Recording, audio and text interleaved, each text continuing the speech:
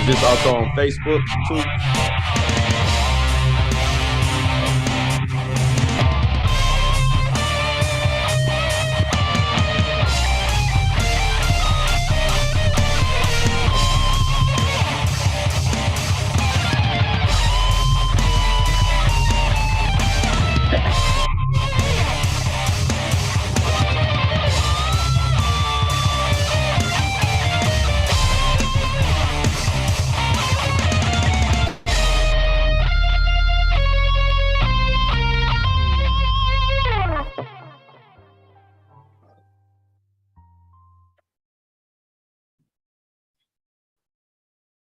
Hello and welcome to For We Are Many.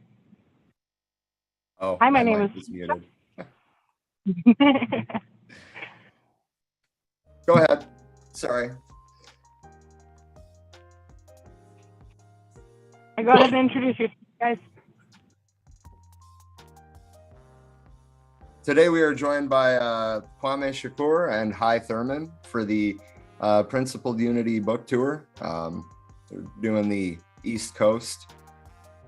If you want to introduce yourselves and say a little bit about it, feel free. Go ahead, Hy. All right. Well, actually Hy Thurman. The purpose of the Unity book tour is to bring individuals and groups and organizations together to discuss their commonalities, in hopes that they can get together and do future actions, in the legacy of the first Rainbow Coalition through the second Rainbow Coalition. The books are only a tool just to get in and start talking to people and trying to organize people and trying to get people together across the country, because both the original Rainbow Coalition and the second Rainbow Coalition, and following the legacy of the first coalition, we were all about coalitions, getting groups together, getting people together, to create some type of revolutionary change, within the country, to fight oppression, to police brutality, everything else that was oppressing people at that time and still are. I mean, we were successful to a certain point until we started getting COINTELPRO and police, brutalizing us, and so we're carrying it on through the second Rainbow Coalition. And I'm Kwame Shakur, the current chairman of the second Rainbow Coalition. This is like the follow-up what Hy said. This is like the meeting of two generations. Hy being a part of the first generation, me being a part of the second generation of the Rainbow Coalition, and showing the continuity of the movement where we are now, and taking it forward to its completion where they started off on, and Hy being one of the elders that was a part of the first and the second, he was critical to the establishment of the second Rainbow Coalition, being very fundamental in its maintenance and projecting it across the country with me and stuff, the statement of unity is like a development. Like the first Rainbow Coalition didn't have a statement of unity. We have a statement of unity. You dig what I'm saying? So we're trying to take this to a higher level for the 21st century. So like he said, the books is like a vehicle to explain, the legacy and how we got here. Even my book, when I talk about my book, I always talk about like when I first started to read about the Black Panther Party, came across Fred Hampton's speech, "All power to the people, power anywhere there's people," and never realizing that one time in that cell reading that book, that speech from him was going to take me on a trajectory where me and Hy Thurman's paths crossed, because that was my start of revolutionary consciousness. So linking that up to where we are today, It's an interesting story that I always like reading different parts of my book to show, like, I was just like everybody else. You know what I mean? Like, I wasn't very conscious, you dig what I'm saying? But it's a process to get to there, you dig what I'm saying? So this is part of me, is showing that process to becoming a revolutionary, to joining this movement, to linking up and forming these broader networks and alliances. So yeah, that's a little bit breakdown of what this means to me, to add to what Hy was saying. Oh yeah. So speaking of like the two of you meeting, like how did that come about? Like did you look up Hy and just find him, or did he hear about what you were trying to do and hit you up? Or It's funny because it was a little bit of the both. Like Hy started to follow me on Facebook. I already knew who he was.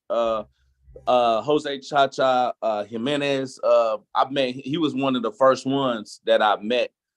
He had me when the first Rainbow Coalition movie documentary came out on PBS. It was him.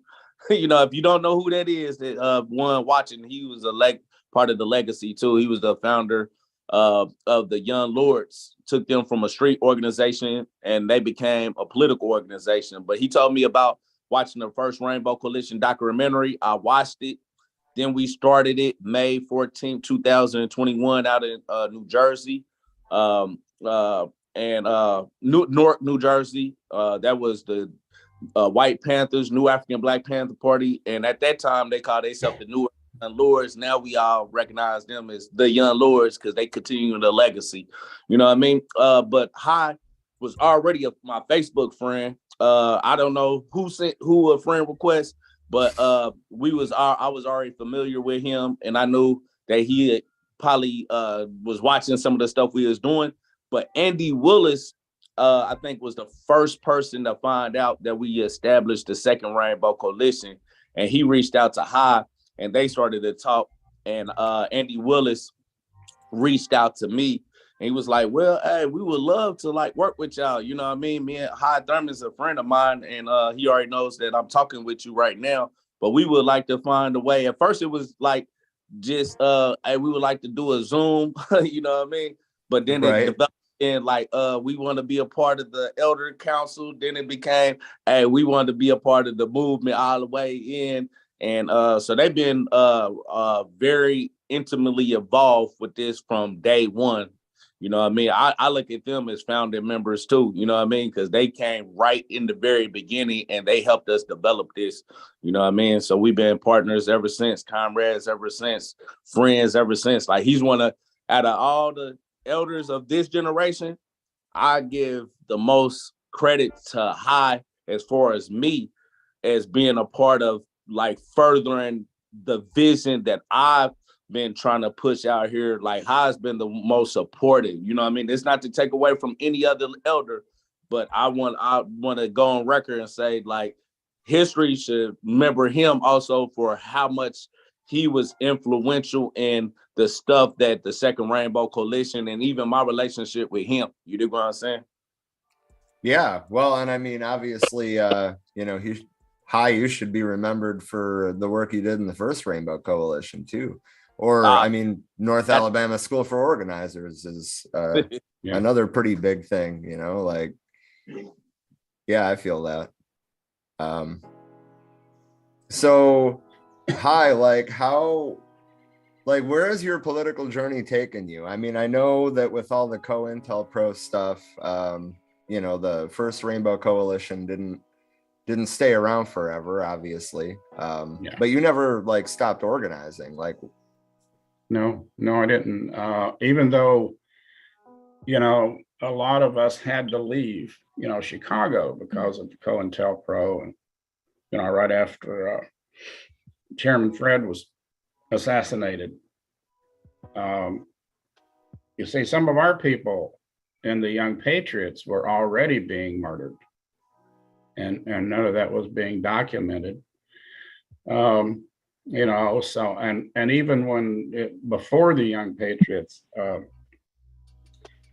were two other organizations that kind of blended into becoming the Young Patriots, which one of them was a street gang called the Peacemakers. And my my older brother at that time was one of the leaders in that street gang. And I came to Chicago when I was 17, and just kind of fell right into it. And what pushed me into it was cops, harassing all the time, and just the slum living conditions and poverty, which is what I came out of in my hometown in Tennessee. But it was sort of a continuation of, I guess, anger that I had, and wanting to make some type of a change. And so some of the peacemakers, were being murdered and beaten, and people were just being beaten on the streets, and then we kind of moved toward an organization called JOIN, Jobs or Income Now, which was started by Students for a Democratic Society that came into Chicago and was originally just talking about trying to get people jobs. But then they found out that the uptown area that we were in had the highest rate of unemployment, and it's you can't grow a garden on a street on asphalt. And that's, most of the people there came from farming areas. So there was a lot of poverty. And I saw people, dying of lack of health care. Some people were dying of actually, starving. So it was pretty bad. We were treated as we were treated as trash by the entire city. And so we got involved in JOIN. I'll tell you, one of the reasons we got involved in JOIN is because of the women. We were just a bunch of young guys at that point. So we see all these student women over there and we're like, hey, And so we started hanging out there, and, we already had our political ideology. We just didn't know how to express it, and so most of us were Marxist, and didn't even know it. So we started getting some political education through that. And then we had a march on the local police station for brutality, and started drawing in people from the community. And I think there was around 500 people marched on the police station from police brutality. And then since that time, they continued. Right after that, they killed one of our members. And so we got more and more involved in, say, the community. And then this wasn't, the first Rainbow Coalition was not the first time that we were recognized by the Black Panthers. The Peace and Freedom Party ticket in California was running Eldridge Cleaver as the president. And so they came in our community, wanted to find a white person to run as vice president. And they found Peggy Terry, who was a former, white supremacist, and she was also a Klan member at one time, and she was married to one of the upper Klan members, but had gotten involved with SNCC and started changing. So she became very knowledgeable, in explaining this change, politically. And so we had from that, and we started becoming the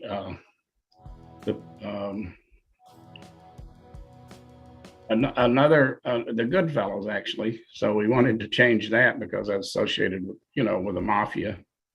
And so one day we just said, hey, we're serving our community. Why don't we become the Young Patriots? And the reason for that name was that we felt that at that time, the Patriots back in the, American Revolution, they were actually fighting for their people. So we said, well, let's be the Young Patriots. And that's how that came about.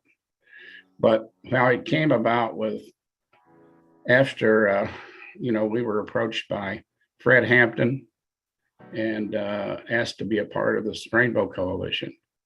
And the first Rainbow Coalition kind of explains that a little bit. There's another movie called American Revolution 2 that was made back in 1969, which specifically shows the relationship between, the Southern whites and the blacks within Chicago. But from that, and everything else probably of what happened when we got involved with the Rainbow Coalition, and we helped, they helped us set up free health clinics, food programs, police, brutality watch. And so from there, we were treated as the Black Panthers were treated.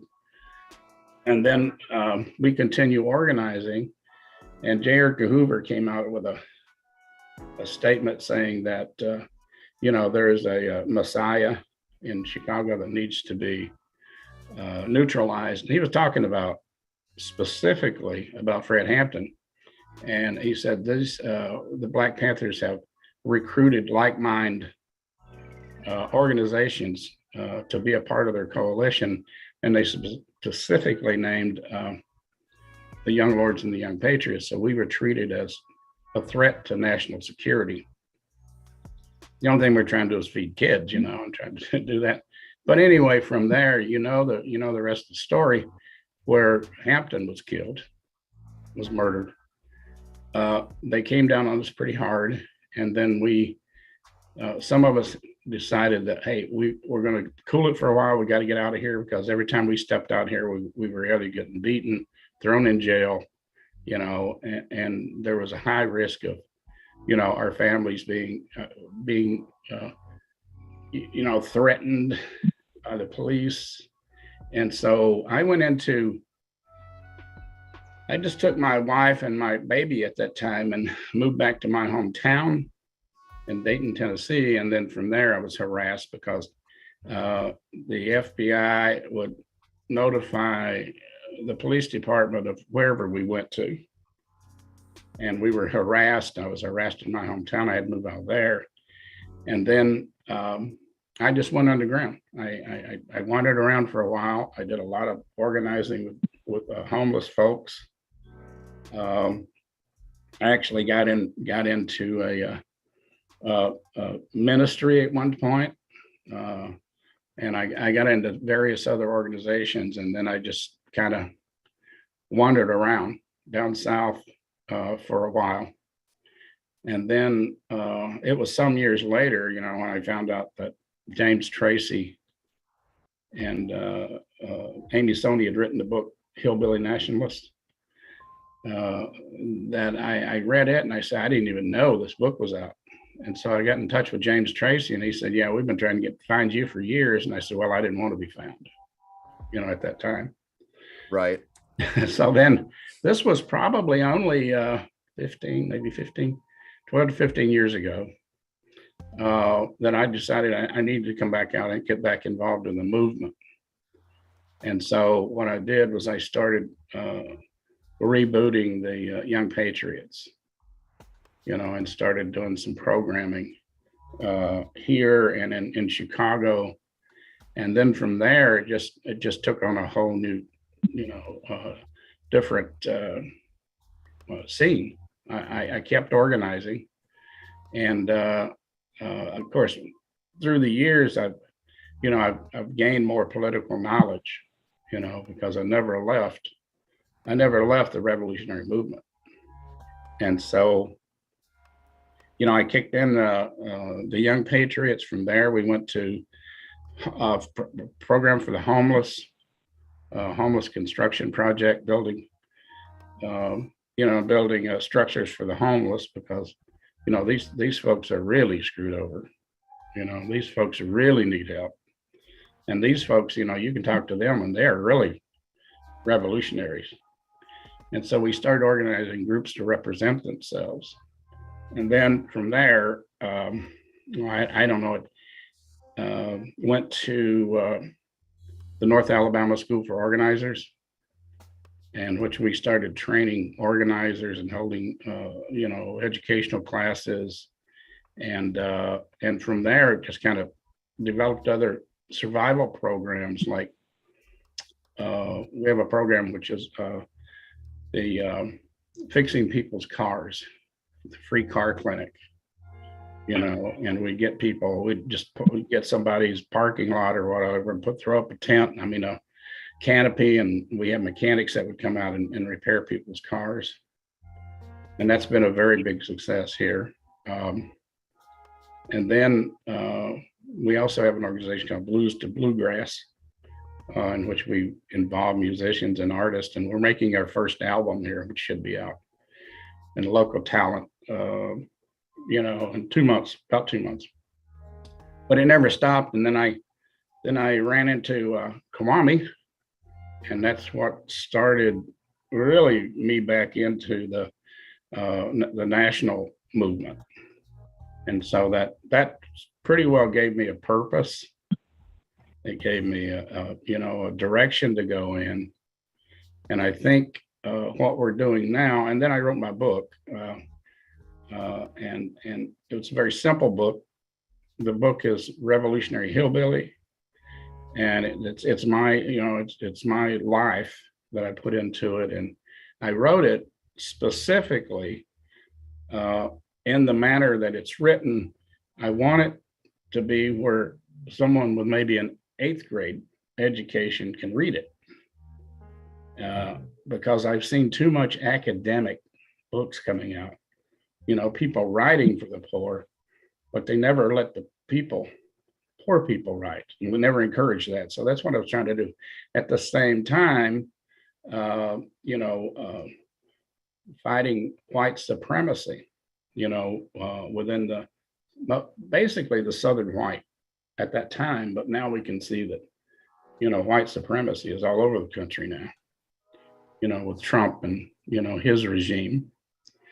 And so by it being written where they could read it, because when I came to Chicago, I was reading on the 3rd grade level.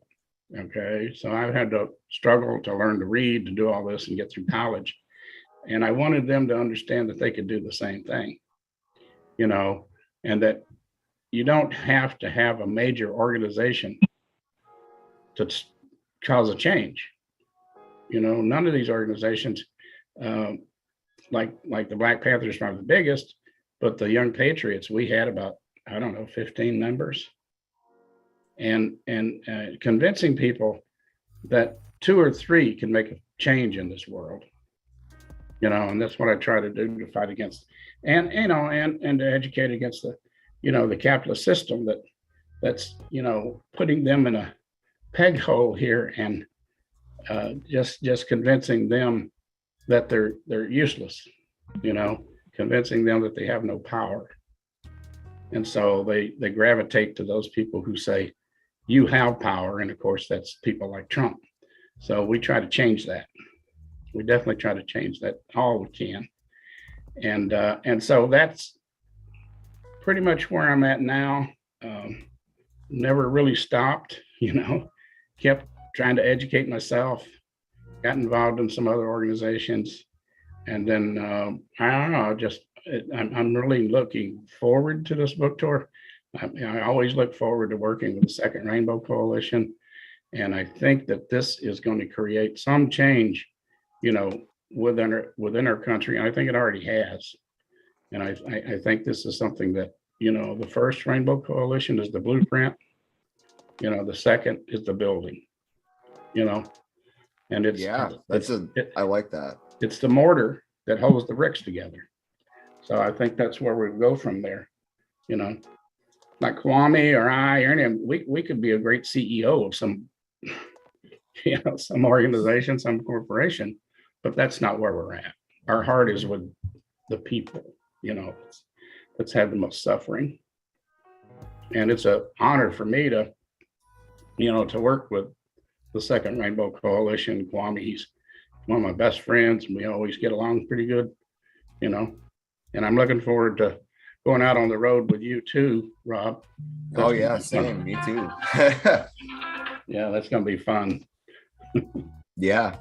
But that's basically, I could talk forever, but I don't want to, because Kwame might want to talk and say,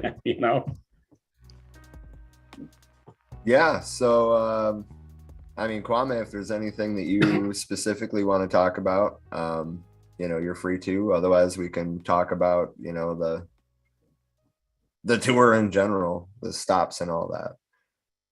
Yeah, I think one of the most important development happened to me yesterday, and I'm hoping this brother is able to get out there for our stop in New York with the People's Forum that we're gonna be attending March 29th. So if you're in the New York area, New York City area, New Jersey area, you definitely don't want to miss that stop. You know what I mean?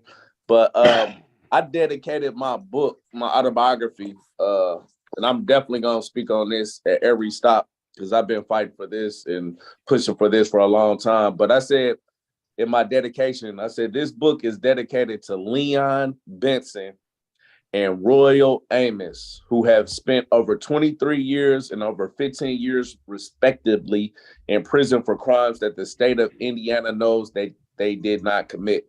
I also dedicate this book to Alonzo Hayes, my stepfather, who passed away in 2020.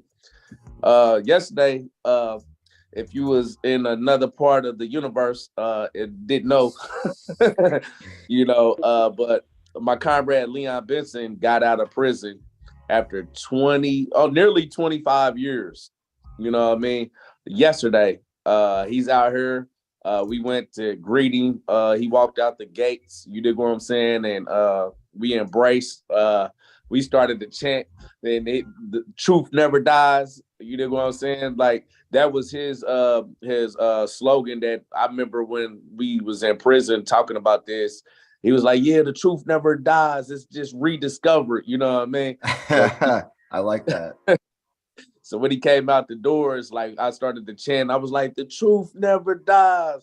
The truth never dies. The truth never dies. You know what I mean? It looked like it was choreographed, but it was all like organically, like everybody that was out there, it was like a surreal moment. Like I knew his sister and daughter before I even got out of prison because of me and him talking about them and then getting out here working with them, doing different demonstrations, fighting for his liberation. For him to come home, like that was a monumental moment because I dedicated this book to him. You know what I mean? Like I talked about his story in my book, you know what I mean?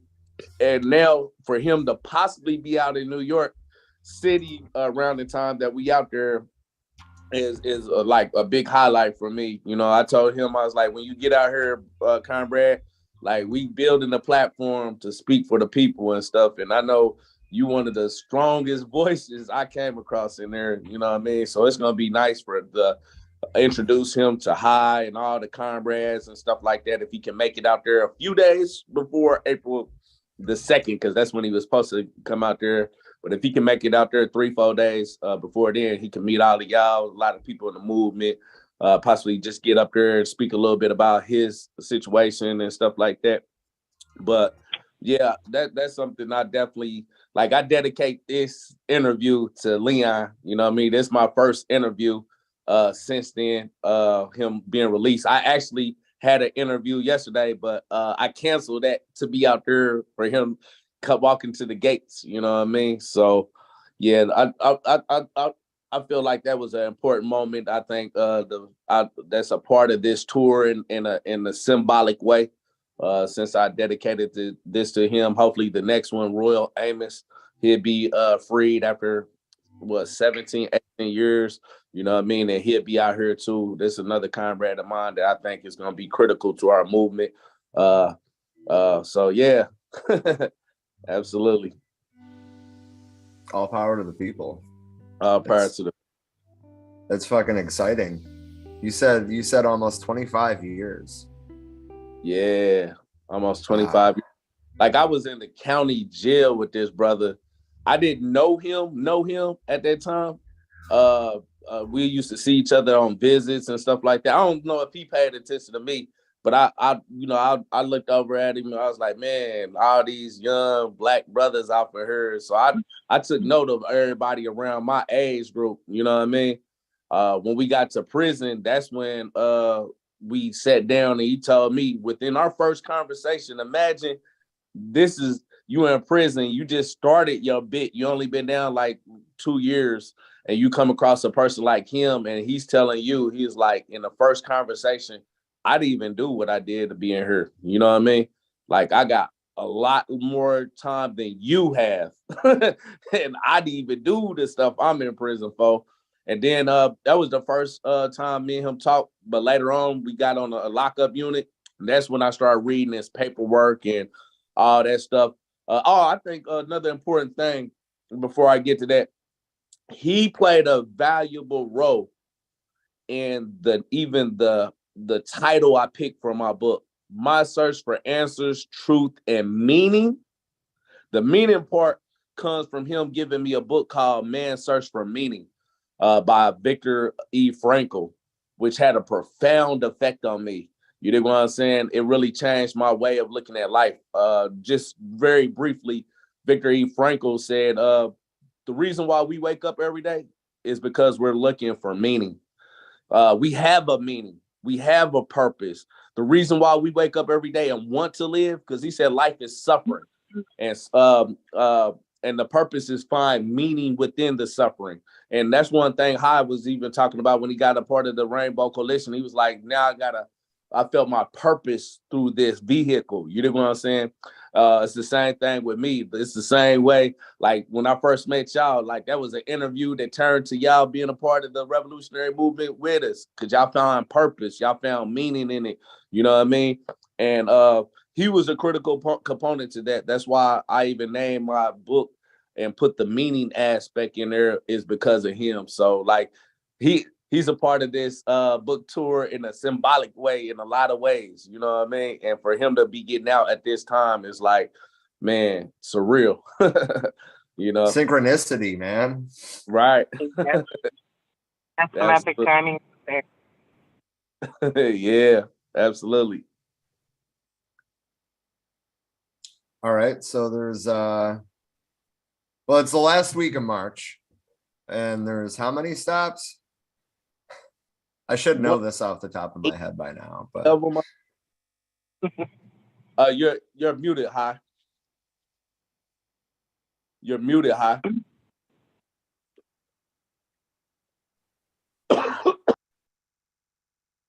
They're going to be 6 to 8, stops.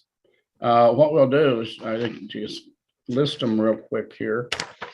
We're going to start out, in Baltimore at Red Emma's Bookstore and Coffee House. Then from there, we'll be going to, it's Libertyville, New Jersey, and that's going to be sponsored by the Human Rights Economic and Human Rights Campaign. For short, Poor People's Army. Yeah, Poor People's Army. And we'll be going also to a Making Worlds bookstore in Philadelphia. And then we will go to, I guess, Providence.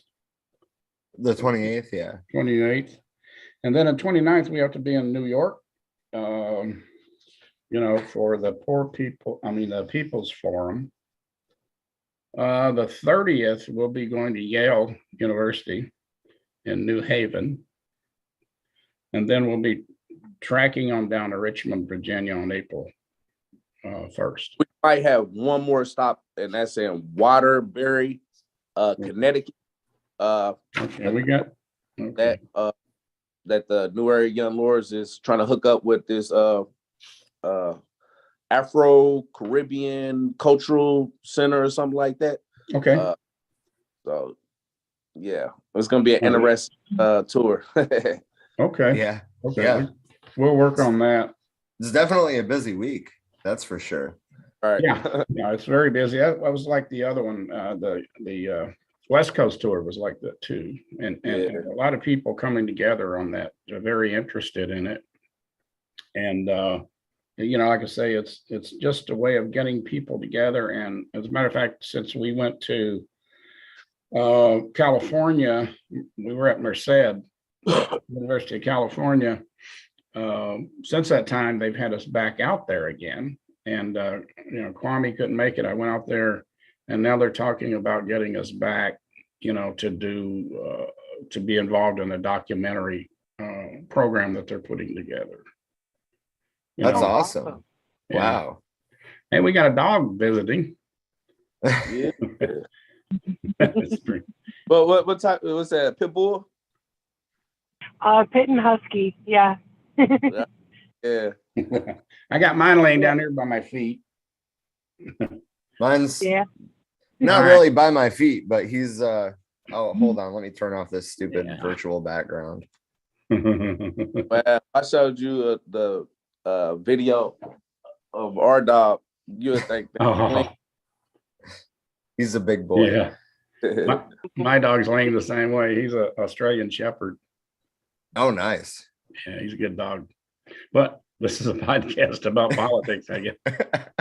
You know what was funny? I got to tell you the story though. When we went to Florida, to help organize. Kwame's wife is organizing a organization for missing women, and what is it called, Miss Diversity or something? Yeah, the Miss Bursary. Yeah, as soon as I got to give my talk, a woman had a dog and it started howling, barking. I said, "This is really gone to the dogs, you know." But anyway, I'm sorry. Well, Yeah. good. Sarah always likes to jump in and send the podcast straight to the dogs too. That's true. Yeah. That's true. Yeah. So oh, excuse me. In terms of Real the quick. overall tour, I mean, there's going to be representatives from a bunch of different groups speaking, right? The New African Black Panther Party, the Young Lords, the Poor People's Army, White Panthers, you know. right, And yeah, we'll probably have, people from Democratic Socialists. I'm contacting them right now all over the country because they have chapters all over the country, and asking them to come out. John Brown. Yeah, John Brown Gun Club. Yeah, they're gonna be out there. And just other organizations and people we don't even know about yet. So they'll come out and and visit.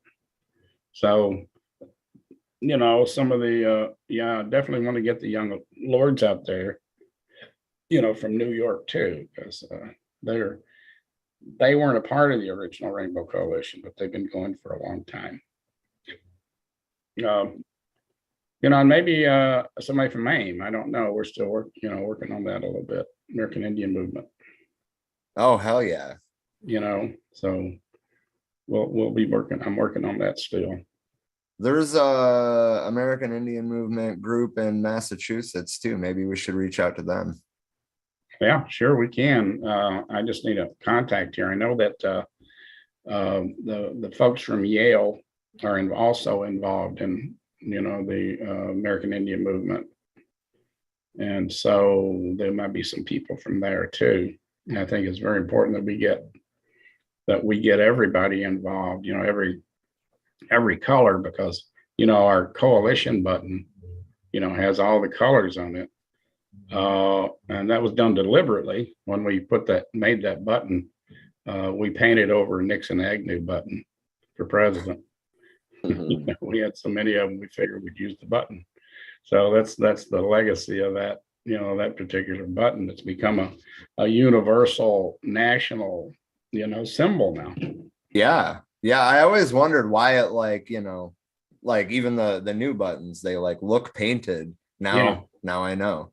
Yeah. Yeah, we just set down a bunch of it and just painted and painted and painted, and there's a few of those around. I saw one on eBay selling for $700. Somebody trying to sell it. Yeah, I'm like, hey, I should have kept mine. In the comments, Rob Rich just asked to ask you, Hy, if you can teach Kwame how to play pool. Oh yeah. Wait, no, I can't say this. We were in Florida and he beat me all 3 games. Rob, he experienced that too. So yeah, Rob already knows about that. I probably need to ask somebody to teach him. Yeah, we had fun. We were shooting the pool, and I haven't shot pool in, man, a long time. Yeah. He just wiped me out. So. So, It could have been the influence of alcohol and other substances, but we won't get into that. shout out to Rob Rich. That's one of my dads. Yeah, I mean, honestly, I really wish some of the White Panthers from Northwest Indiana could make it out here too, like Yeah. Rob and Jake. That would be awesome. But money, man. Right. Yeah. Well, we're going to do a Midwest tour, in which we want to go up to Wisconsin, down through Michigan, Illinois, Indiana, get down into Kentucky, maybe here, even down into, Georgia, Mississippi, those places. So there'll be an opportunity. We want to give everybody an opportunity to get in on this. Yeah.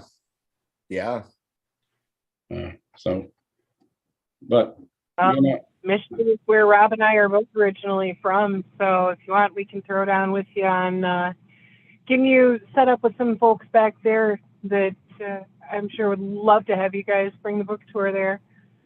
Yeah. Where is that? Michigan. In Michigan. Oh, yeah, definitely. Yep. I'm originally from Flint, and Rob Wow. lived up north. Oh, He spent some time in Flint and Detroit too. So we know a lot of organizers around there.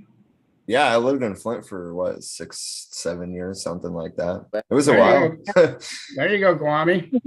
yeah, we might need to talk because I'm going to be going back and forth from here to Flint. I'm working with a sister, Dr. Krista Lee Crane. She's from Flint. She got a community center out there that's about to open up pretty soon, called the Everly Collective. We definitely gonna have to talk about that. She shout out to her. She donated a significant sum to helping this book tour even happen. Because we was struggling to raise all the funds, and she kind of pushed us over the hump. You know what I mean? So appreciate her contribution to happen. But yeah, we definitely need to talk because that's gonna be one of the critical locations.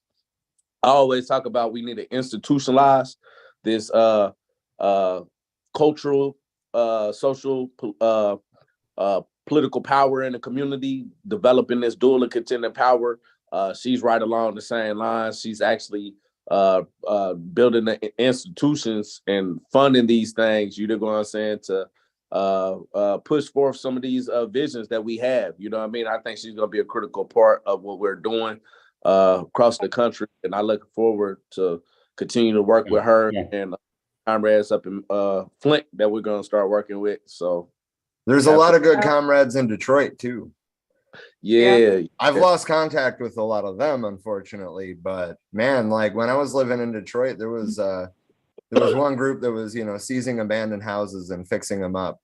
And there was another group that was, like abandoned lots where houses had burned down or been tore down or whatever, planting community gardens. I mean, like all over the city. Yeah. It's we can do anything here with this. And now that we have the tools like the First Rainbow documentary, the books, encouraging other people to write books is very important. Yeah. So onto the books for a second. Sorry to interject, but like, do you guys want to, maybe plug where to get the books or? Mine's available most places, even Amazon, but Regent Press out in Berkeley, they're the ones that are that's publishing it. But it can be found, like I was checking with, I think it was Books A Million, and they had sold out, so and they're getting some more in other places too. And then someone just sent me a picture on Facebook that they found it out in Portland or Seattle, that they were, in a bookstore. So, it's getting around, they're getting around. So that's probably the best way to get mine. And, or just contact us. We can always get you a book, with our emails. Yeah. You can reach out to me. A lot of people got Instagram and Facebook, Kwame Shakur. You can always inbox me on there. Um, Also, Amazon, you can get it to Amazon. But I like to send mine out autograph copy, and put a few words in there, you know what I mean, to a person that reached out to me. So either way, you can get a copy of my book. I would say a funny story talking about it's getting around. I was when we was down in Florida for my wife's anniversary for her sister, Kaya Taylor, that's been missing for 3 years.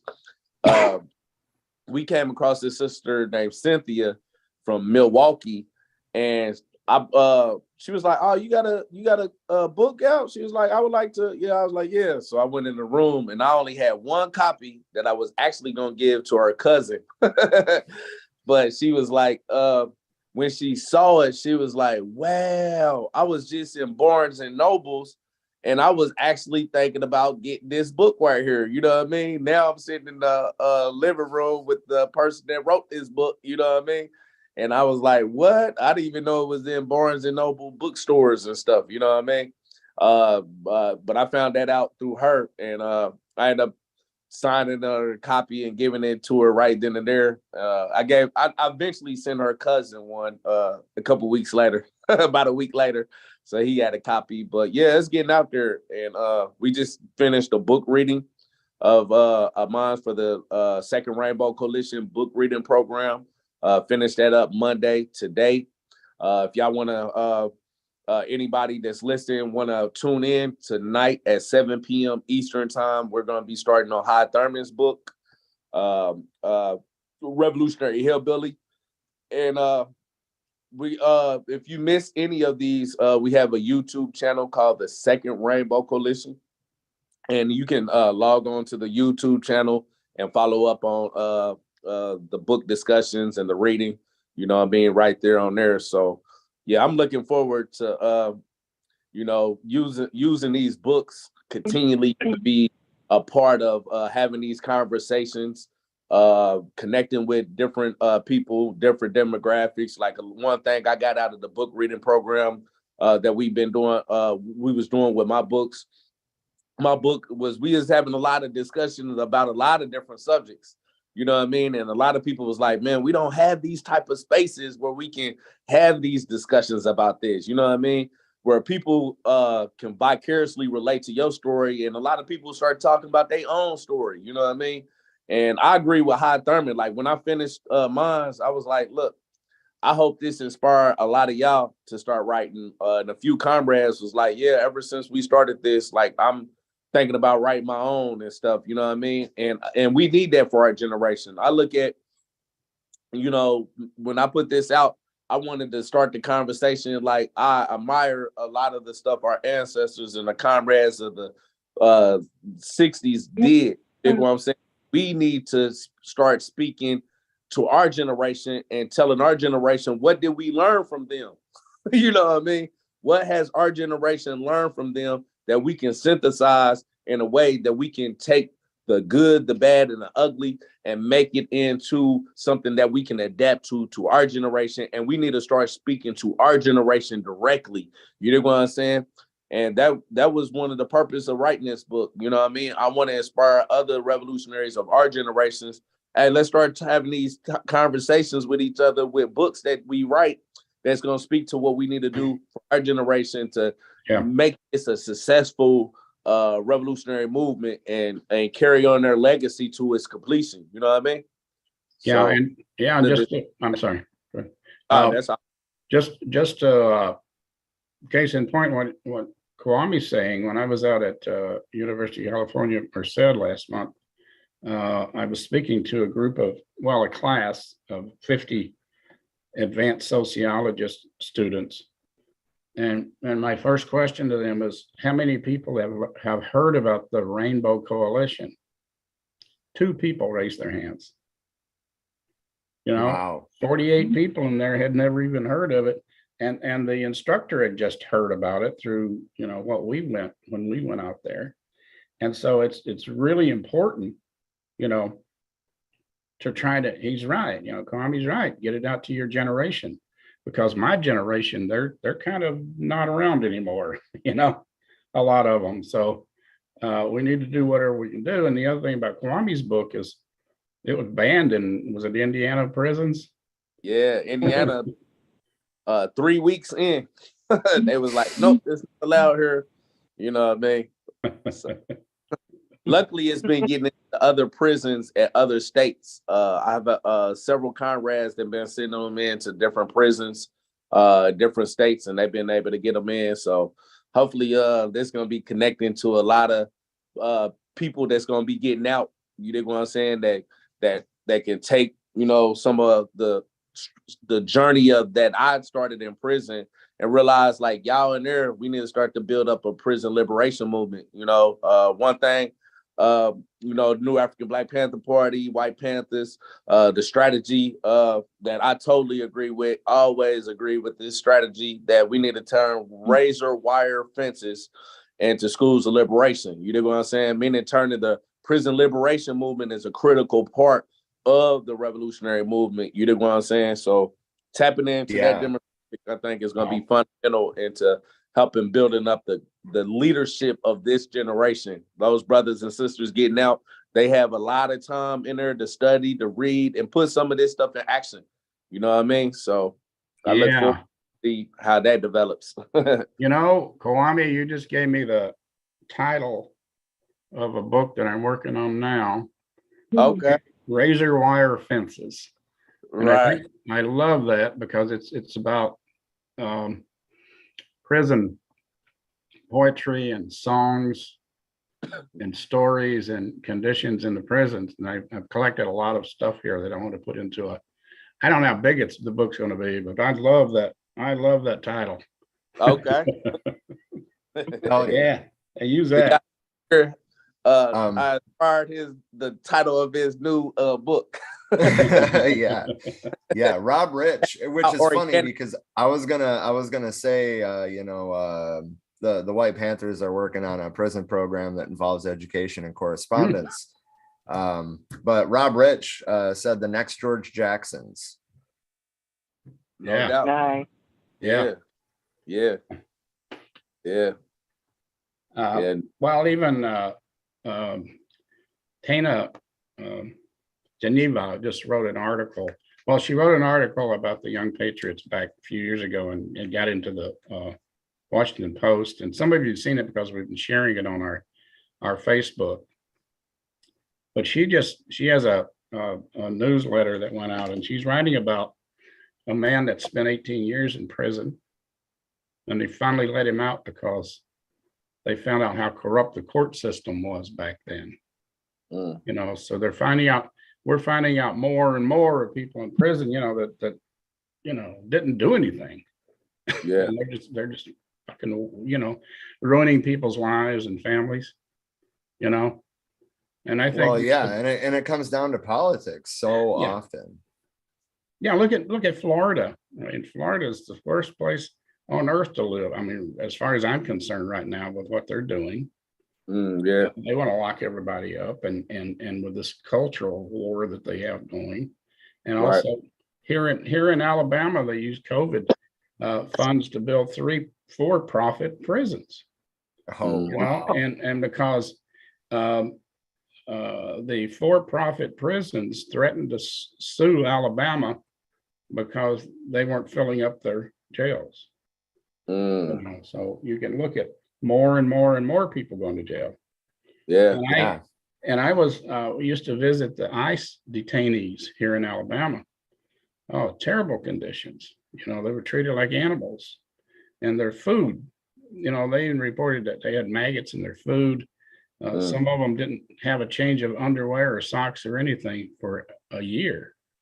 They were harassed, they were beaten, and the sheriff, you see, anytime there was money left over at the end of the year that's supposed to go to the prisoners, the sheriff could take that money, and he took it, retired, moved to Florida, and bought a big mansion.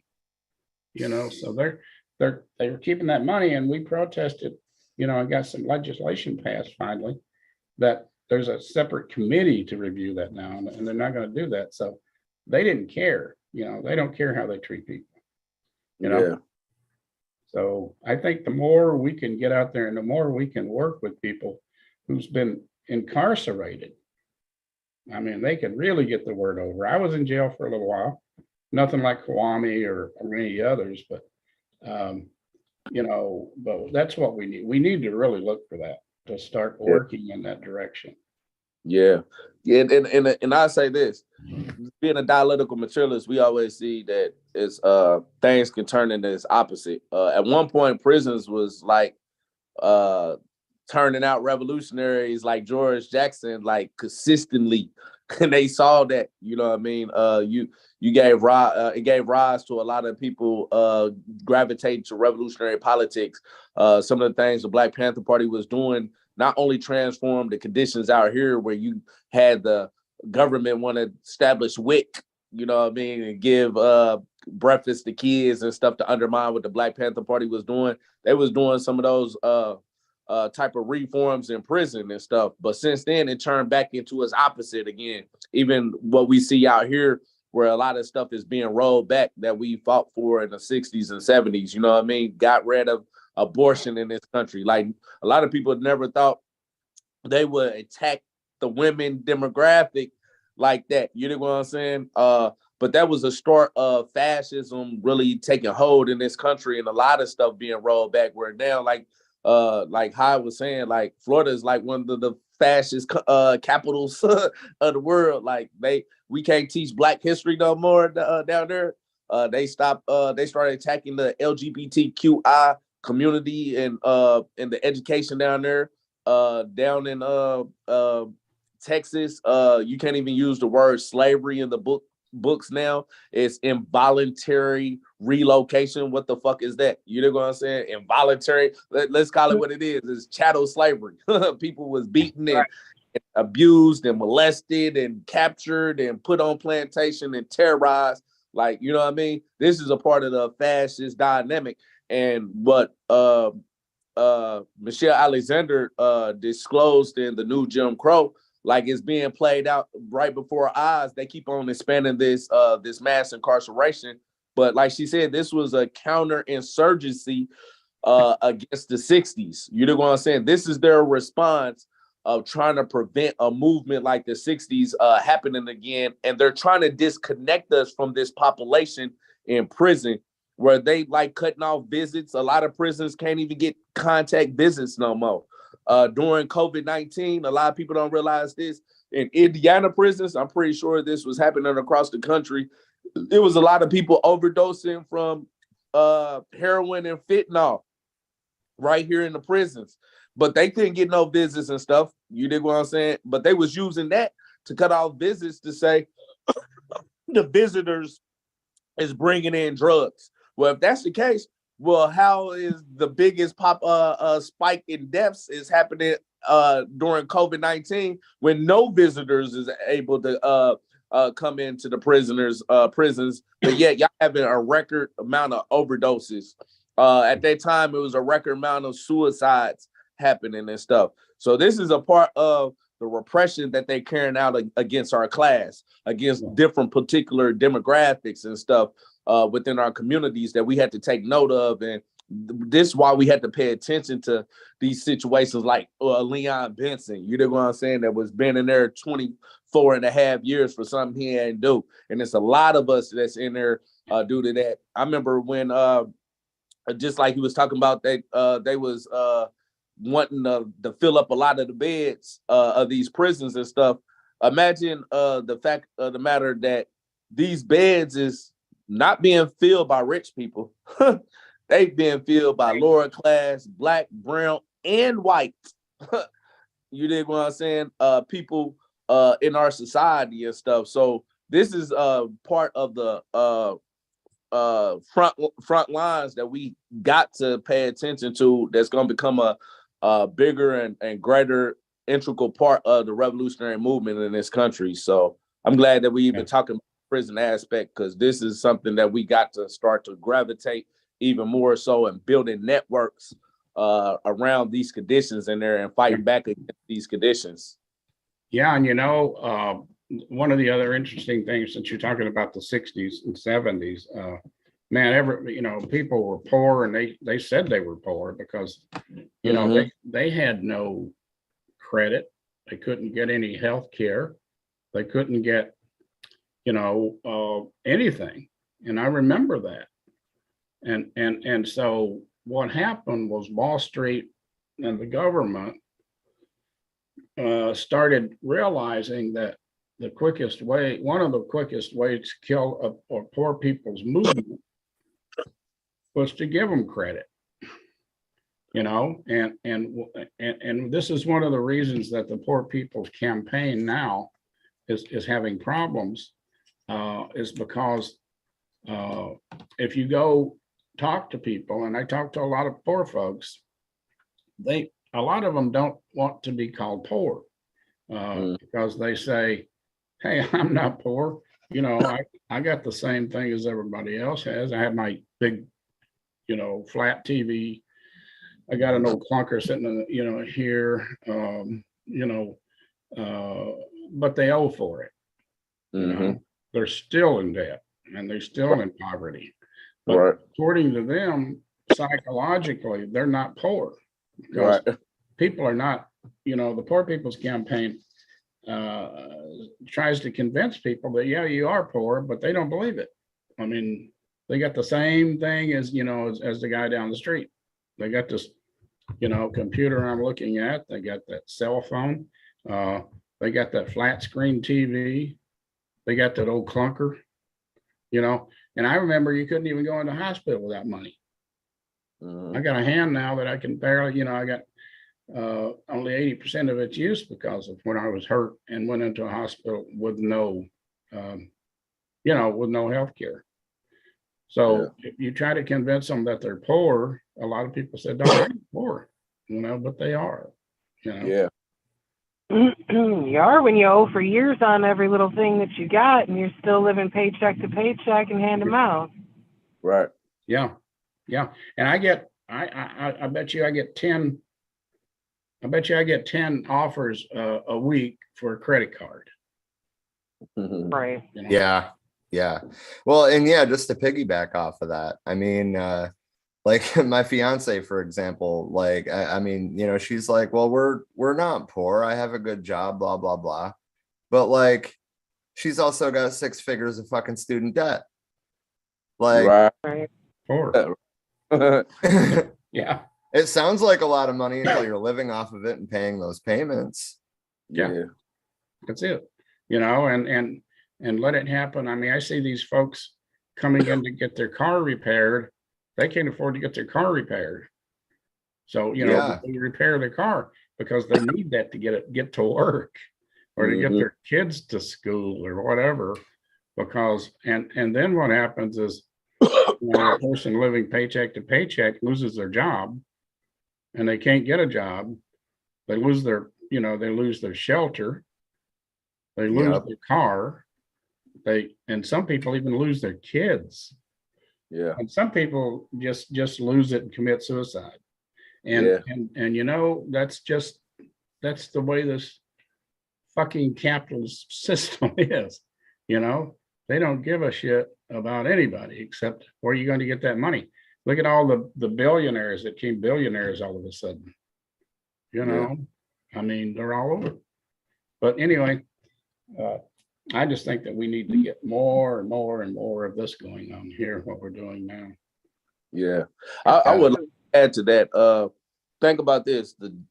Where I work at right now, there's a lot of people that work 2 jobs just to make it. And I be thinking to myself, I'm like, man, luckily,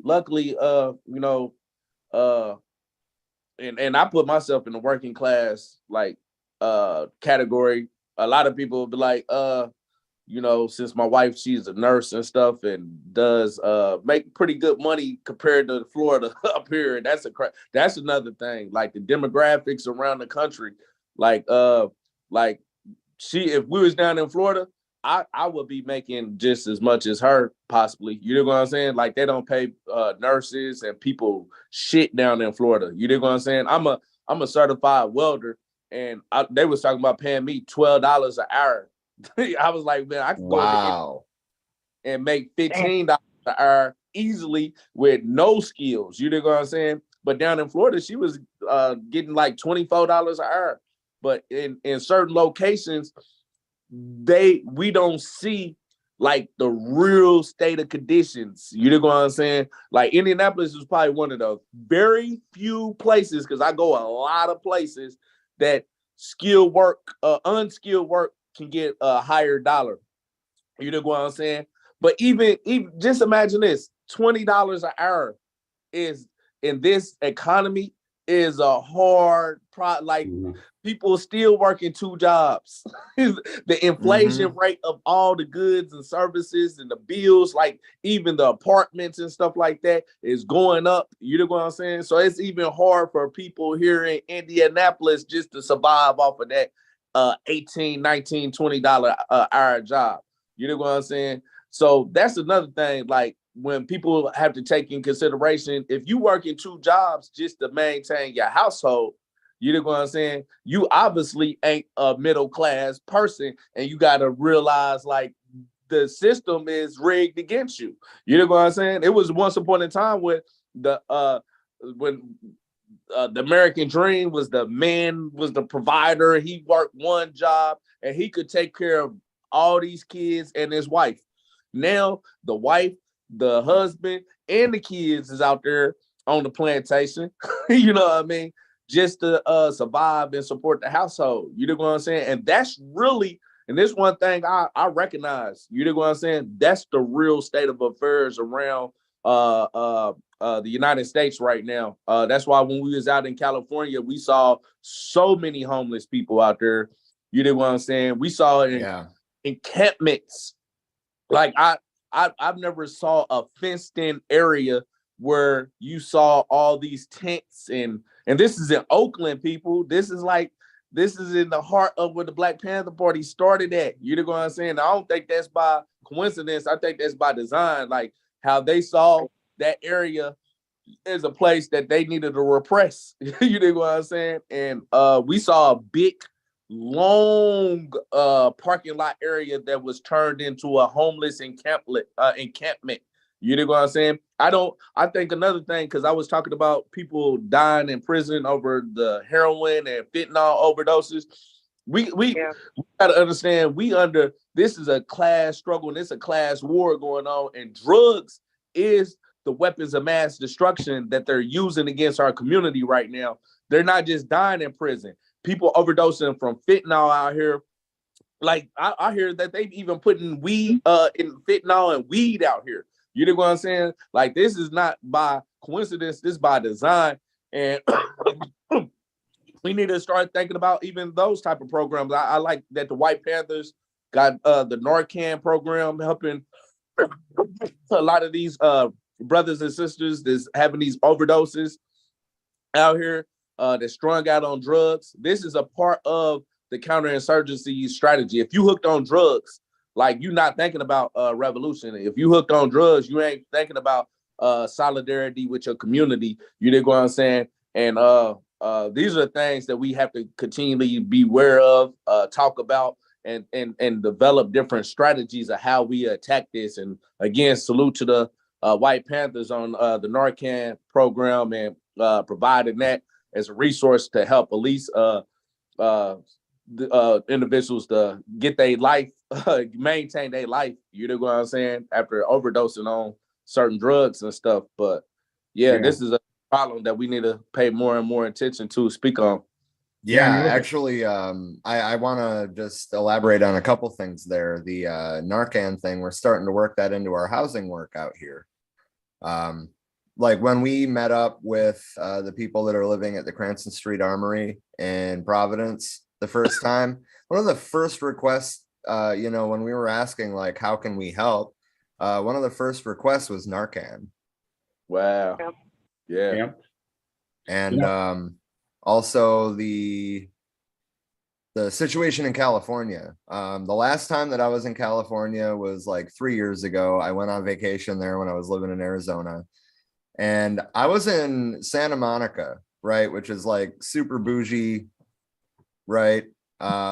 There's like a plaza basically right off the pier of all these like bougie stores and shit. And that whole area was, you know, people sleeping under tarps or sleeping in tents or sleeping, you know, just in a sleeping bag. That whole area. And in that same vacation, I went to the Hollywood Star Walk, and the whole fucking street is, you know, lined with people sleeping under the overhangs over stores. Somebody in the comments said that they live in California and the whole state is bad. Yeah. Hey, right. We went to like 5 cities for the tour up there, and we saw it everywhere. And remember, like, California is supposed to be like one of the richest place that California is richer than a lot of countries. You know what I mean? Right. But California, just like a lot of places, have third world conditions that is hidden from people unless we talk about it. Like, people talk about Skid Row. Skid Row is scattered across all of California. It's scattered across Portland. It's scattered across Seattle. Like, we start seeing a lot of this stuff, you know what I mean? In the Midwest, they try to sweep this under the rug and start banning and making laws against homeless people. It's a war on the homeless. You know what I mean? Just like back in the 60s, it was a war on poverty, which was really a war on us. You know what I'm saying? But this is a major problem that like when we was out in Philadelphia, we was in Kensington area. We went to a place called Needle Park. Yeah. Like, I've never been in a park where people was shooting up drugs right there in front of you, like slumping over. The police is riding around in bicycles. They was monitoring the situation. This was like a unwritten policy that they had where they was going to control the drug market out there. And this is why I feel like this is a part of a counterinsurgency. This is a weapons of mass destruction. This is chemical warfare. It's genocide. Community. You know what I'm saying? Because they understand how this helps maintain this system. You know what I'm saying? By keeping us strung out on drugs, and this the complete hopelessness, complete alienation from our community, ourselves. You know what I'm saying? This is what this is a reflection of. And I want to keep this, everyone keep this in mind. This is the same government that was bringing cocaine and crack into our community back in the 80s. We all familiar with the Freeway Rick Ross story. You know what I'm saying? With the CIA was working and the DEA was working with them and funding that situation over in Nicaragua, in El Salvador. You know what I'm saying? In the 80s. But also, this another thing, a story with El Chapo. If you have a chance to watch, it's on Netflix. It's called El Chapo. Watch that. It sets out how the DEA had a deal with El Chapo. You know what I mean? We know he locked up right now, but that's because he bit the hand that fed them. You know what I'm saying? But he was allowing, the DEA had a agreement with allowing El Chapo to pump drugs into the United States as long as he kept on giving up drug dealers and making it seem like the war on drugs was real. You know what I mean? Like, how you gonna call up the biggest drug dealer in the world at the time and say we're fighting the war on drugs, but you're allowing this individual to pump drugs in our community? One of the places that they said most of the drugs was going to, of all places, was Chicago. Imagine why Chicago? Because Chicago was the hub, really, of in a lot of ways, of the revolutionary movement in the 60s. You know what I'm saying? Even the street organizations was coming together, which was the original. A lot of the original street organizations in the Midwest started in Chicago. The Rainbow Coalition started in Chicago. They was bringing unity in Chicago. You know what I'm saying? So 80% of the drugs was going to a location where they said, we don't never want Chicago ever to get it back together. You know what I'm saying? This is why we see the crime, the violence and the killing up there in Chicago. This is all being directed as a part of a class war against us. You know what I'm saying? And we definitely got to pay attention. Yeah, I wanted to that point, there's a scene in The Godfather, if you've seen those, where they were just getting into the drug business. And one of the leaders said, well, who cares? Somebody said this is not right. We shouldn't get into this. And they said, well, go sell it in the black neighborhoods because, why should we care if they destroy their soul? And that's the way it was. And in Chicago, to your point there, and also to Philadelphia, what is it? Kensington Street. Yeah. They allow drug dealers to come down on that street and sell drugs openly, and they and they don't even bother them, and we walk down that street. I tell you, first person I saw walked up and said, "Hey man, you got any powder?" And they were kept, they kept bothering us to some extent. But the thing about Chicago is that, now I will say that, and Cha-Cha and I talked about this, the Young Lords, the Panthers, the Young Patriots, some of the other groups, on a weekly basis, they would find a drug, they would find a bag of cocaine somewhere that was meant for their members. They really wanted, us to get strung out on drugs. The other thing was they took guns. The cops would take stolen and confiscated guns and drop them into these neighborhoods and hoping that the gangs would kill each other.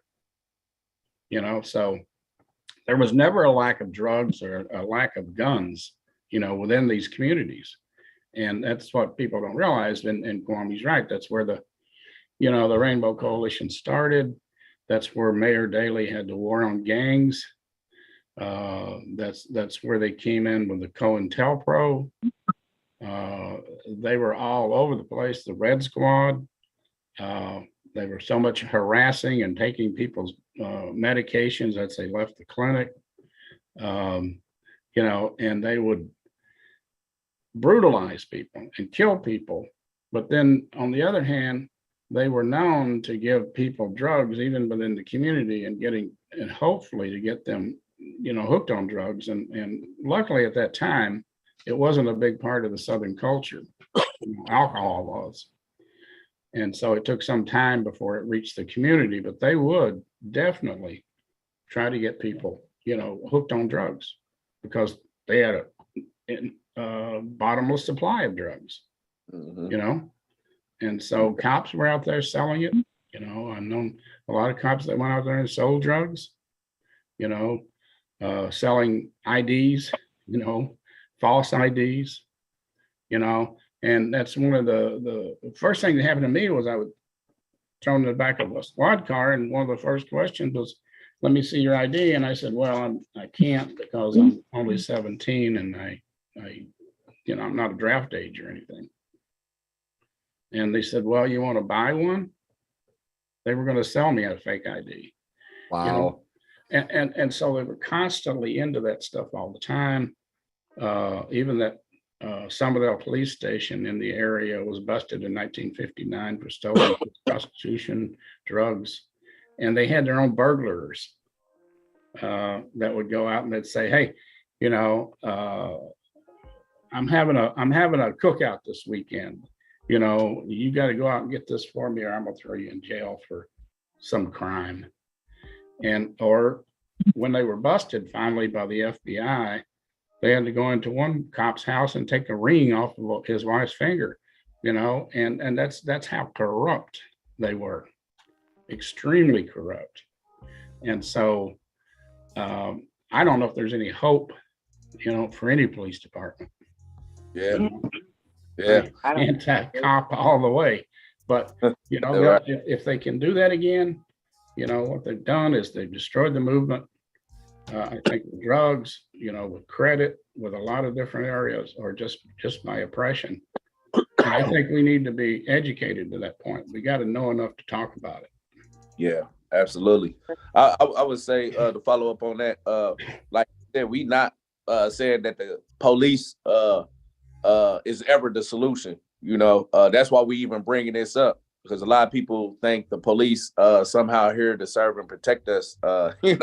We still Because they got painted on their cars. yeah.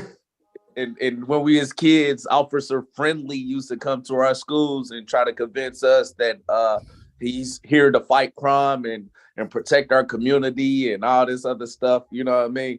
But that's all bullshit. Like we see, like the more we became conscious of what really going on in our community, they was behind a lot of this stuff. You know what I mean? That's going on in our community, the violence, the crime, the drugs. You know what I'm saying? And it's gonna take us like building networks within our communities to start to take back our communities and stuff. You know what I mean? This is another thing that I want people to get out of, like this Principal Unity tour. It's us that's the solution to the problems.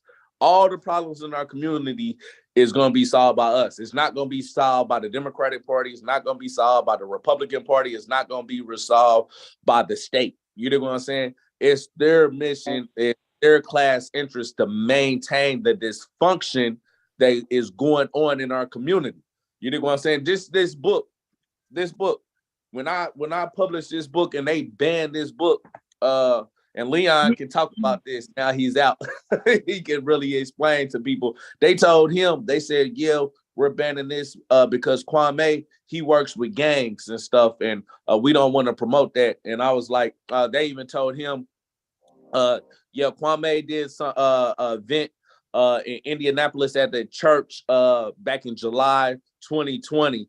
And I knew they knew about it because they was out there undercovers taking pictures of everybody that was coming there. You know what I mean? But the whole purpose of this event was street organization leaders of the 60s going to tell this generation, like, y'all got to stop killing each other. Y'all got to stop the violence in our community. Y'all got to start thinking about building up the community and not being a part of the problem. And they told them their real history is like, look, we started off by protecting our community. Like we wasn't out here beefing. This is what the system undermined us. You know what I'm saying? And locked a lot of us away and put people in place that they fed drugs and guns and stuff to undermine what we was trying to do. We was about, liberation of our community and stuff at that point. Like Martin Luther King lived in our neighborhoods, was organizing and using us for security. Fred Hampton and stuff was working with the street organizations. You know what I mean? This is the real legacy and stuff. But they saw that as a threat. Think about this. Everything that's been positive has been a threat. Like speaking about history down in Florida is banned. Why? Because that's a threat. You know what I'm saying? Black history books and stuff taught in the books that was being sent to prisoners and stuff was banned. Like you couldn't get they started banning books about the Black Panthers. They started banning books about Malcolm X, even Martin Luther King. This is a person that y'all got a federal holiday at, but in certain places in this country, they look at him as, no, we have to ban everything, even associated with Martin Luther King. You know what I'm saying? So this is the class struggle that we really up against, and it's going to be us that's going to be the solution to the problem. And this is the message that we want to project throughout this whole Principal Unity tour. Right, like the prison system tries to pretend like it is there to reform and fucking help people rebuild their lives and get away from the violent shit or whatever that was in their past. Right. But that speaks volumes right fucking there, that when that's precisely what you're doing is trying to redirect them of like, no, how about we build something positive in our community instead of fighting each other? That they're like, oh wait, you're a fucking threat? Are you kidding me? That speaks all you need to know about their motivation there, that they're like, wait a minute, you're causing trouble by getting them on a right track. What? Right. Right. Yeah, I had a person to look at that. You've seen that iconic picture of the Rainbow Coalition where we're all together. Yeah. There's someone showed it to a friend of his, or his boss actually, and he said, "Oh yeah, well it was my nephew that did it." Said, "This is my uncle right here in this picture," and he said, "What's wrong with him? Doesn't he like white people?" You know, that was the first thing he thought of. I didn't like white people because I'm associated with black people. Wow. Yeah. Yeah. That's wild. It is. It really is. You know, and we, like Kwame saying, we're the ones that got to keep it going somehow. Right. Somehow we got to do it. And the only thing is, we don't have a national leader. But I think the Rainbow Coalition could be a national leader eventually, because we need that. Right. We need it Really? desperately. You know, and sorry, go ahead. Hy. I was just going to say, we need to get a bail bond going, because people are going to be arrested and people are going to get hurt, you know, eventually. Somehow what we're doing is it's going to come back, you know, the cops are going to, you know, they're going to, them or, you know, white supremacists or, you know, Nazis, you know, whoever is going to, right. You know, they're going to start causing trouble, especially with Trump and that, you know, people with an IQ of 30. Right. So well, let's not forget the people that are just as fascist as Trump, but you know, smarter. Ron DeSantis. I mean, we keep talking about fucking Florida. Right. Yeah. They instituted anti-propaganda curriculum while he's taking out Black history, and not just Black history, all people of color history. You know what I mean? They just banned it. Robert Clemente's book. He was a major league baseball player. You know what I mean? And they found a reason to even ban his book. But he's gonna now, in replace of this, he's gonna institute curriculum of starting up this Red Scare shit again. You know what I'm saying? He's trying to build up this McCarthy, the new era of McCarthyism for our generation, where people start to even if you probably use the word socialism, communism, stuff like that, which most people still don't know what that even is. You know, to ask the average person, so what is it? I really don't know. Okay, think about that. They creating a boogeyman, and they're about to start indoctrinating our kids down in Florida with that shit. You know what I'm saying? And this is one thing.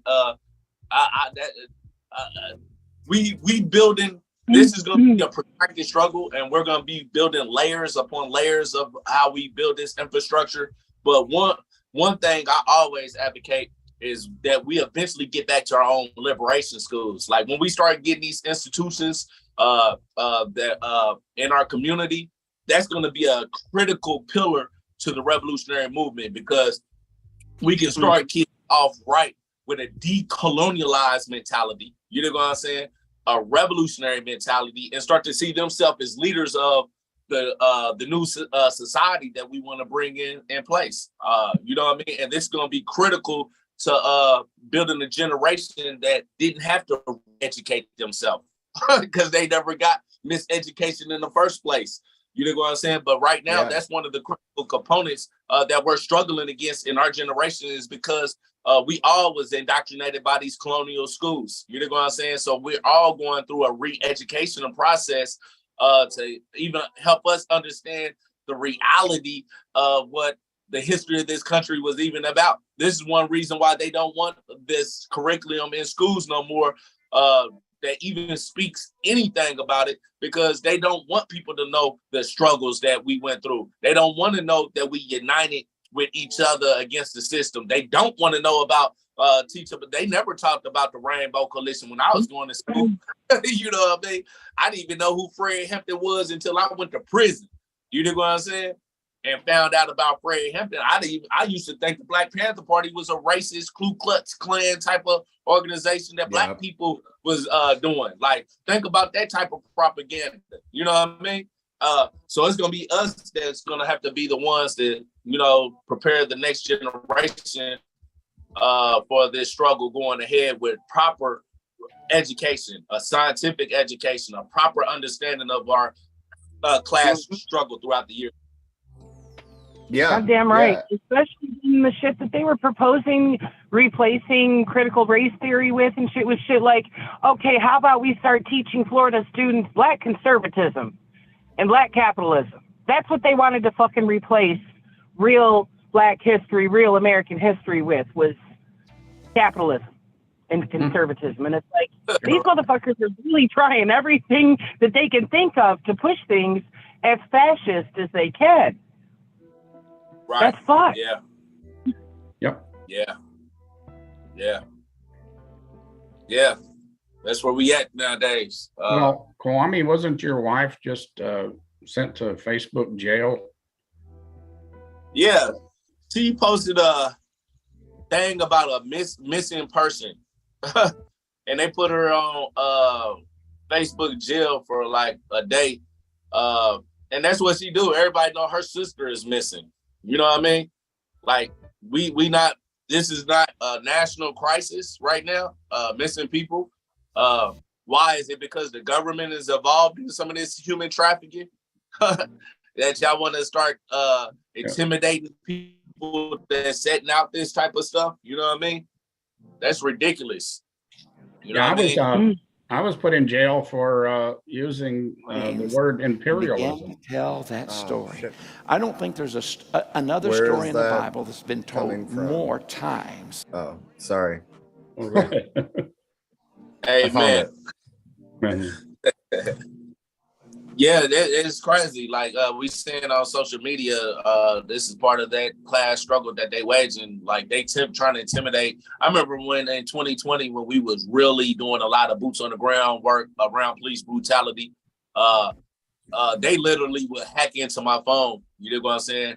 And shut my Facebook all the way down. Like my battery go from 100% to 0 and cut off on me when we would shut down the streets here in Indianapolis. You know what I'm saying? They used to blur out different actions that we were doing. When we was out in California for the book tour, they was hacking into our phone and rerouting our GPS. You know what I'm saying? Trying to prevent us from even going to these bookstores and doing these presentations. One time we was going to from Oakland to San Francisco to one of the book presentation spots, and GPS started redirecting me 2 hours and 9 minutes away from the location that we were supposed to go to. I forget what city. I want to say we was in Merced, where they was messing with me and Hyde's phone, where they was sending us all over the place. Luckily, another comrade was with us, where we used his GPS and then finally got us to the location. Like, these are the undermining things that they're doing. They've been hacking into Hy Thurman's bank account. They deleted my phone number from his phone. You know, where he had to reach out to me on Facebook recently. He was like, "Hey, comrade, I need you to resend me your phone number," because they deleted your phone number was deleted in my phone amongst other people. Like, this yeah, my computers have been attacked over and over again. You know, I've had to get rid of 2 desktops because it's been ruined. We get constantly hacked and my computer taken over by ransomware and all this stuff. It's just, you know. Wow. You got to watch it. You got to watch it. They'll do it. Right? They're desperate. They'll use any means they can access. Yeah. COINTELPRO is real. Yeah. Right. Yeah, and it didn't go away either. Never did. Right. It's not a resurgence of it. It never stopped. It never stopped. You know, and another case in point is I went to get a gun permit here in Alabama, and I got rejected, of course. And they told me the reason why. They had really 2 false arrests from me on the FBI list. And I had to contact Chicago, and I had to contact Rock Island, Illinois, and to get an affidavit saying that, and they said they don't know anything about it, except I was supposed to have I was never charged with it. They tried to charge us with burglary, which was stupid. In Rock Island, we went to a university to promote our Revolution 2 film, and was invited to a party. And then we went to a party, and as we were leaving the party, we were surrounded by the cops, and they took handcuffed us, put in the back of the car. We said, what are you charging us with? And then they took us into the jail. And I don't know, it was about 2 a.m. or something after that, is early, and took each of us, there's 3 of us, separate times, individually. They took us into a room with the 2 FBI agents and the sheriff. And they said that they found a collector's coin on the seat of where we were sitting in the squad car, and that they were going to charge us with theft and burglary. Wow. And they said, oh, also we have a bag of white powdered substance in your car, and we don't know what it is, so we can't let you out. We're analyzing this. And they said we could also charge you with possession of a narcotic. And we said, we don't know a damn thing what you're talking about. And they said, but, there are ways of getting out of this if you can work with me, And so they wanted us to be their informants, and we just told them, fuck you. We're not doing anything because we're not doing anything for you because we didn't do anything. Well, we got a lawyer to come down, and it was like on a Monday. This is Friday when this happened, and we had to stay the whole weekend. And then on Monday, the lawyer came down and said, you either charge these guys with something, show us proof, or we're going to file a false arrest suit. So they let us go, but they wanted to know, what the hell is this white substance that we tested it for everything, and we said it's dog powder, flea powder, belonged to the guy that owned the car. So it was just some powders for his dog's fleas. And so they didn't charge us, but it went on the FBI list. See, and so that I found that out, and I had to get an affidavit, and I still can't get it erased. Wow. Those 2 charges. So they'll do anything they can do just to fuck with you. And I know a lot of people now who's got the same problem. They're they got a false statement on the FBI, and they can't seem to get it off. And I was told, well, you have to go to court and do this and do that. And I said, hell, I ain't going anywhere. I'm not going to put up with that. You'll find something else to charge me with, or charge me guilty, the way these courts. Or, like charge you with contempt of court because you took them to court over a false arrest. Yeah, I mean they'll just make shit up. They've done it before. They have ways of doing that, and so I've got proof that I was never charged for any of this, but yet it's still on my record as an FBI, with the FBI files, that I was arrested. So they're gonna, and I know that's kept me from getting jobs and other things over the years, because I even went into a bank and tried to open an account one time. They wouldn't allow it. And they said, well, there's something on your federal record. So that's wild. Wouldn't give me a damn bank account. So I know that a lot of other people have gone through the same thing. Yeah, I mean, not something like that, but I did have an issue applying for a job. I don't know, probably like 7-8 years ago, something like that. I was trying to get a cook job at a nursing home, I think it was, and an arrest from when I was 17, which I was charged with minor in possession of alcohol. And they were originally going to charge, I did get charged with minor in possession of alcohol. They were originally going to charge me with assault and battery, but like when it went to court, it was determined, that didn't fucking happen. But of course, they charged me as an adult, yada, yada, yada. And then like a decade later, I didn't get a job because that was still on my report. Yep. That's it. It's hard to get it off there. So you imagine how many people got it on there now that they're charging people just to, and they want to, they all want to look good. It's like cops writing tickets.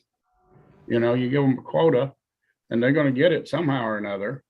And it's just like if they got to, you know, have to show these feds and other cops showing that they're doing a good job, they got to have something to show for it, you know? Yeah. And so that's what it's Right. all about, you know, destroy people's lives just because of their, you know, their career, you know? And if you're lucky enough, they don't shoot you, you know? So, you know, I just read a report of, was it Louisville? One of the, I forget now, but they turned the attack dogs onto a kid and they chewed his arm off, you know? Wow. And they chewed, you know, another guy and they almost chewed his foot off, you know, and neither one of them were resisting arrest, you know, according to the body cams. They were both laying down when this happened and they just set the dogs on them and said, bite, you know? And so that's what they are. They, you know, they're sick, most of them. I got a cop that was right next door to me, and he said that all the people living in the projects down there are just animals. You know, Wow. that's his attitude toward them. I mean, that's not even like, you know, fascism behind a facade. That is straight up fascist thought. Well, he's got this huge Confederate flag in his garage, and he just reconditioned the General, you know, that car that was on Dukes of Hazzard. He just redid that, and it's got this huge damn flag on top of it. You know, he's got the Confederate flag on the back of his truck, you know, and he's on the police force. So you know where he's coming from. This That's who they look for when they're hiring. What's that? I said that's who they look for when they're hiring. They're looking for motherfuckers who literally have like an 80 to 90 IQ tops of like just smart enough to understand orders, not smart enough to question them. People who have a proclivity for violence and who already have these fucking stigmas as far as their views of others, where they are ready and willing to dehumanize anybody they see as different. Yes. And will have to take violence against them. That's what they seek out in their hiring. Sure, they want people. They train people to kill. Yeah. You know, there was another instance here in Alabama where a man was threatening to kill himself with a flare gun, and he was, you know, he had mental problems, and there were two cops in there they were trying to talk him down, and this other Rambo cop comes walking in with a shotgun, and he tells the guy to put it down, and the guy made a move actually to himself, and then he blew the guy's head off. But this ain't all the story. What the interesting thing is, the city council here in Huntsville, Alabama, kept him on the force, and paid his salary, and paid his legal fees. And it took the whole community here to get together and got the guy charged with murder, this cop. But it took almost everyone in the whole community, you know, saying, look, how can you do this? He just blew this guy's head off. He just killed him. Yeah. You know, and now they're paying for his appeal. And this is the city council. Right. You know? We got another council member that was just arrested for shoplifting. And that's like his 9th time. He's been shoplifting. He went into Walmart, walked right out with like $400 worth of groceries. And now they're trying to protect him. Yeah. You know? I mean, it's the blue line protecting the blue line, and the crooked politicians protecting the crooked politicians. And I think one thing that's for our generation that we got to be cognizant of is how fascism is even using identity politics to that's being used within the Black and brown community. Like we saw Herschel Walker, a Black politician, you know what I mean? Yeah, call it that. Yeah, ideological campaign. We see recently with even celebrities like Kanye West talking about he loved Hitler. He's visiting Donald Trump with a white supremacist. You dig what I'm saying? We see the situation with the Terry Nichols being killed by 5 black police officers. You dig what I'm saying? Fascism is not a Hitler type of fascism of the 30s. Like, it's been able to morph and adapt to our times, and it will use black faces, it will use brown faces to carry out these policies. Like here in Indianapolis, we have a black police chief, and he's been covering up all the murders, you know what I'm saying, that the pigs been carrying out against our community. Up in Gary, Indiana, when Rashad Cunningham was killed, you know what I mean, by the this black pig up there named Isaiah Price III. You know what I mean? This is his second time killing somebody. I went to one of their council meetings, and it was all black politicians. You know what I'm saying? That's sitting on these boards. You know, this is how neo-colonialism. Even when we talk about fascism, we gotta point out how the Democratic Party, they're a liberal fascist party. You know what I'm saying? They use neo-colonialism to carry out some of these same type of policies. Remember, it was Barack Obama that overthrew Gaddafi, and now it's black slavery over there in Libya right now. It was Barack Obama that was initiated this coup over in Ukraine, where they sending weapons over to a fascist battalion over there, Azov battalion. You're gonna say everybody know now that this is a neo-Nazi battalion that's pushing neo-Nazi fascist views over there. But this was the Democratic Party that initiated this. You know what I'm saying?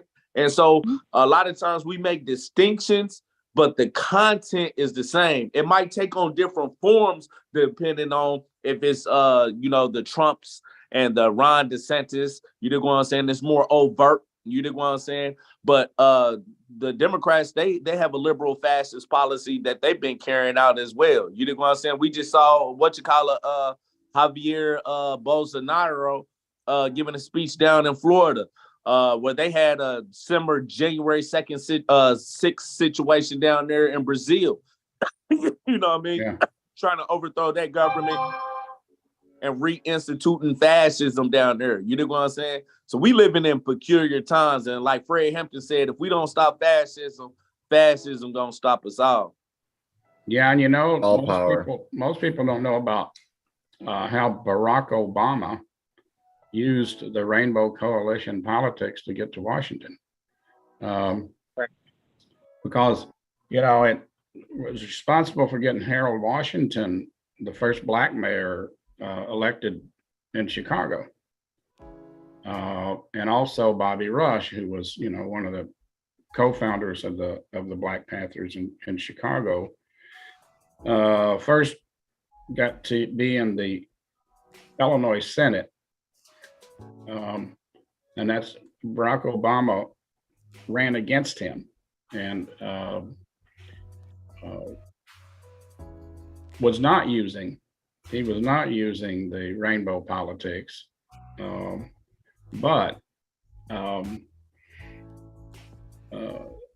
he later on used it to get into Illinois Senate, and then he used it to get into the national politics, So he used that, but never gave anybody, any credit for it, of course,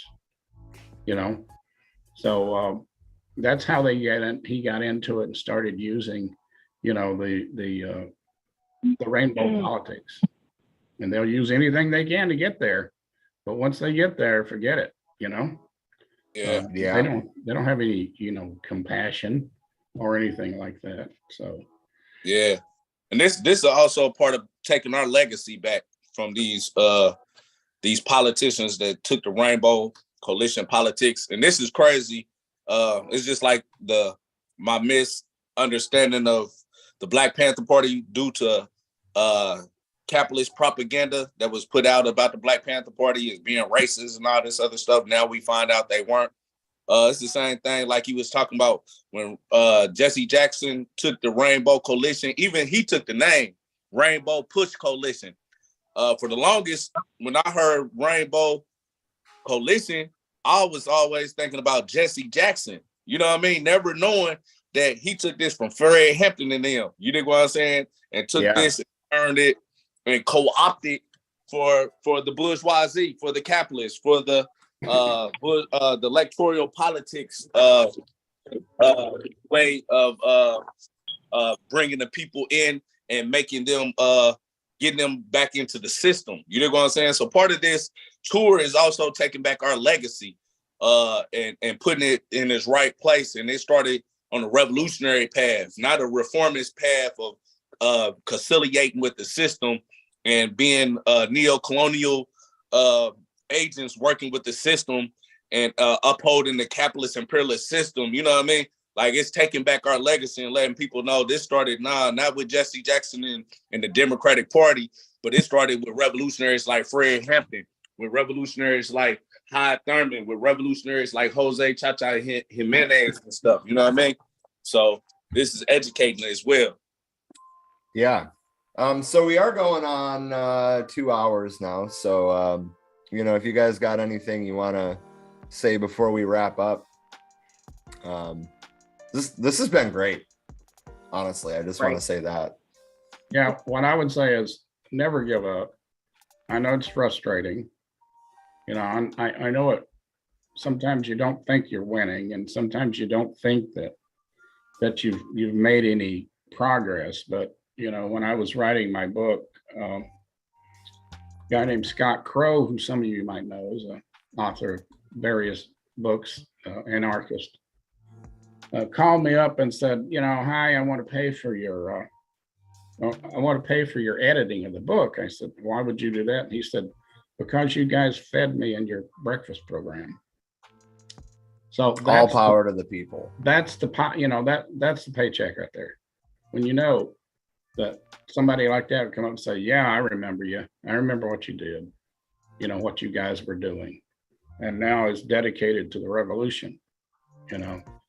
So that's really what's about. Don't ever give up, because you don't ever know who you might touch, who you might influence. They may not ever talk to you about it, but you're out there doing it. You know what I mean? And it only takes just a few people to start a group or whatever, Right. and just start it, or use other organizations as a model, so that's what we got to realize, that most people are afraid of saying. They'll say, "Well, I can't do that." Well, you can, and you should do something. So Right. That would be my final thought.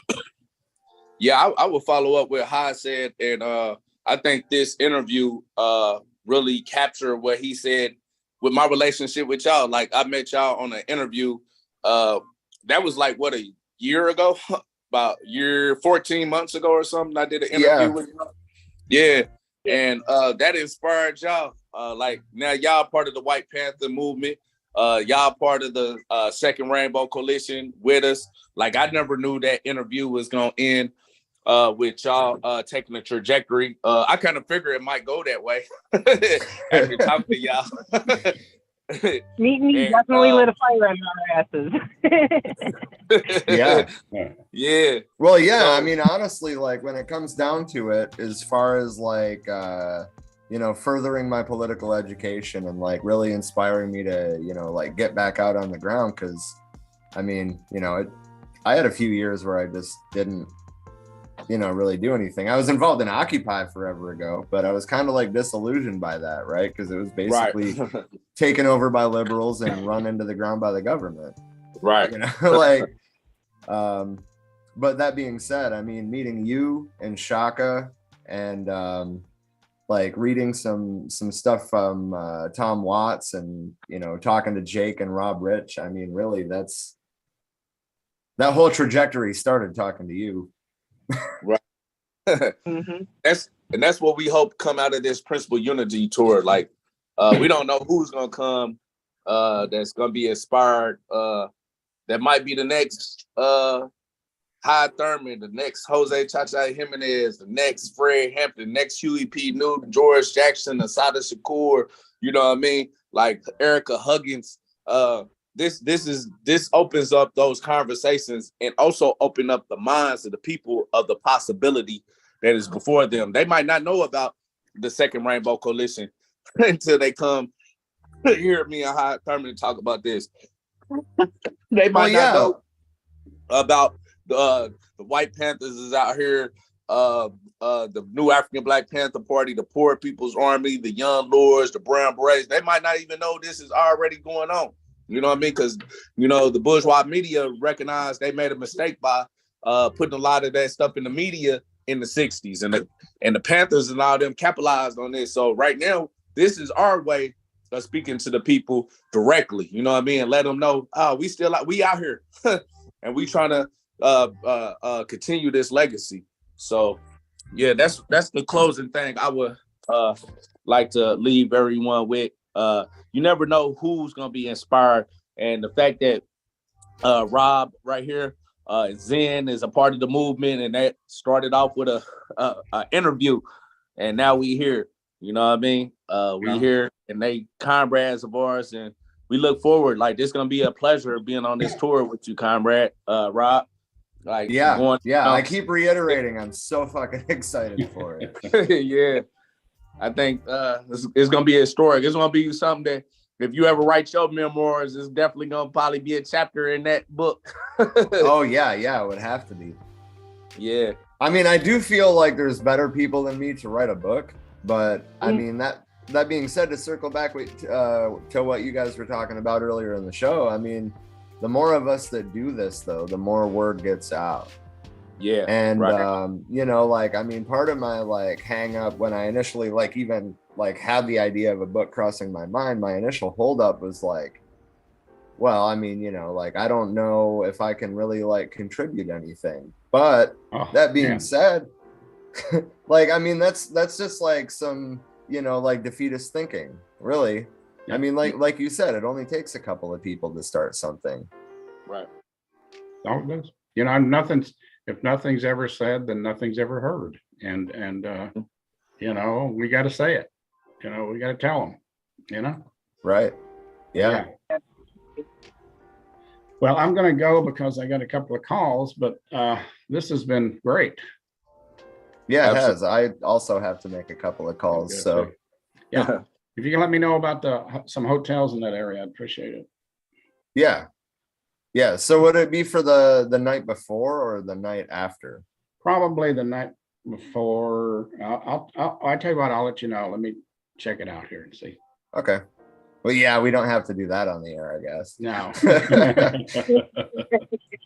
Yeah.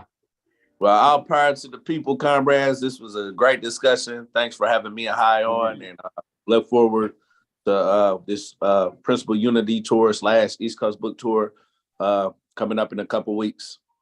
And then we will get to Flint. We will get up there.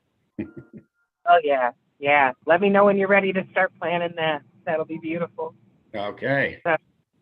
All power. It has been an absolute delight visiting with you both. You too. All right, now, all power to the people. All power to the people.